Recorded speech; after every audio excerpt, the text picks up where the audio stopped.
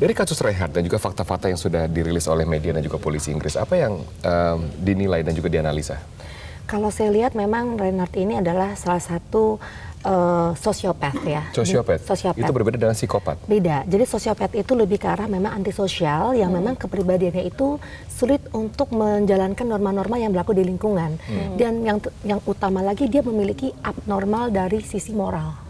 Abnormal dari sisi moral. Jadi kalau kita ada rasa bersalah, kalau kita merasa melakukan sesuatu itu kita kemudian minta maaf atau menyesal, ini nggak ada. Nah, ini sebenarnya tidak tumbuh dengan sendirinya begitu saja. Ini bisa kita lihat sebenarnya dari sejak kecil.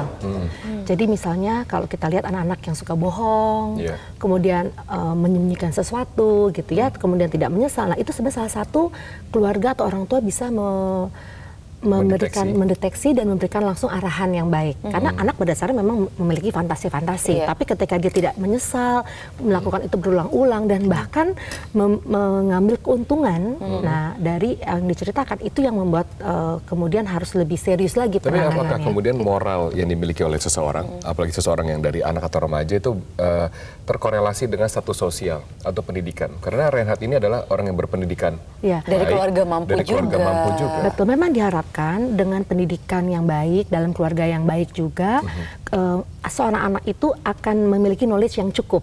Sehingga moral itu tumbuh dengan sehat. Tapi memang tidak menjamin itu semua. Tetap harus ada pendeteksian, pemahaman lingkungan, mengenal anak kita seperti apa. Karena moral itu memang tumbuh. Jadi kalau misalnya dari kecil kita bilang, nanti mamah marah misalnya, nanti sudah besar moral itu akan tumbuh dengan internalisasi. Jadi tanpa dimarahin pun dia sadar bahwa itu tidak boleh dilakukan. Seperti kita lalu lintas lah, kalau nggak ada polisi kita nerobos. Tapi nggak ada pun kita nggak nerobos karena sudah merasa itu sudah terinternalisasi. Nah, karena moral itu tumbuh, sehingga kita juga bisa lihat kematangan seseorang.